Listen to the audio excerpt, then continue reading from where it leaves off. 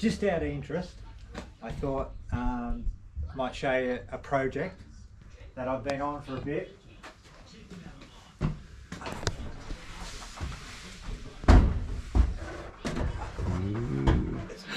Look at that. God. It's probably a little bit dirty because it's been sitting up in the top.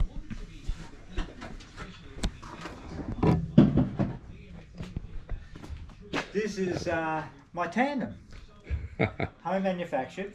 It originally came from a Speed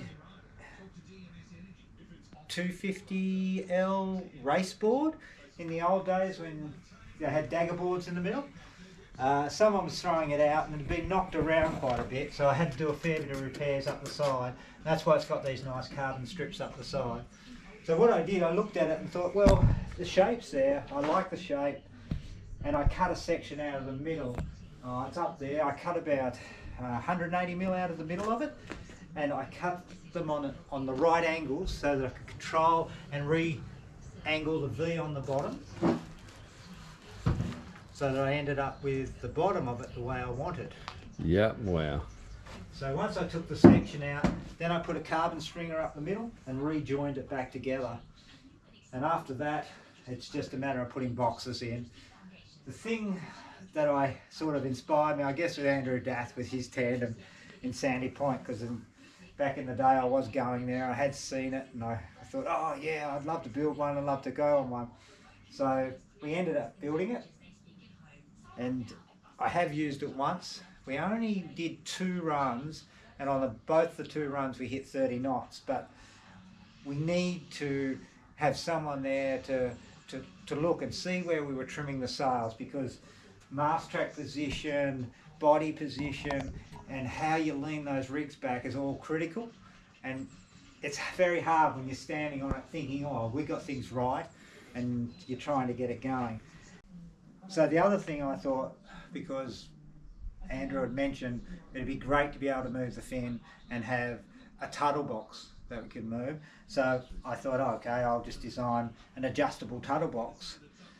You can see where I've glued it back and just put some strength, a carbon strip up there just for strength, and I seamed it. And I made a standard tuttle box. I cut it and added about 45–50mm in the middle. So then I made this. Now this fin is for Lake George, so it's a weed fin. So this sections go together. There's a pin in here, pins into here so it can't move, and that would be set as right forward. So if I want to go 20mm back, I take this one out. Sorry, take this one out of the back, put it in the front, and the whole thing moves back 20mm. Brilliant. And if I want to go back again, same thing. Take that one, turn this one around, that one in the front, and you move back a bit again, and then obviously all the way to the back with that in the front. Yeah, and tight fit the hole. Yeah, and you got the holes in the. So when you go in there, that screws down, and you've got a complete. And a whole series of holes on the deck, just for whichever position it's in. On the deck. Yeah. I drilled out all the holes so Fantastic. that I could all find the right screw positions. Yeah. Right. So there's a lot to experiment there with it.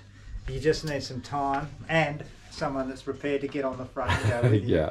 And and prepared to spend the time. The thing we've had the problem with is that if we get to a venue and all of a sudden it's getting windy, everyone wants to jump back on their own speed gear, and I'm guilty of it too. Yeah. And go chasing speed, so you lose your enthusiasm or your partner real quick. So yeah. One day we'll get round to it. And, Definitely give it a go. The board itself looks awesome. That'll be a lot of fun. What's the record? Do you know? I think.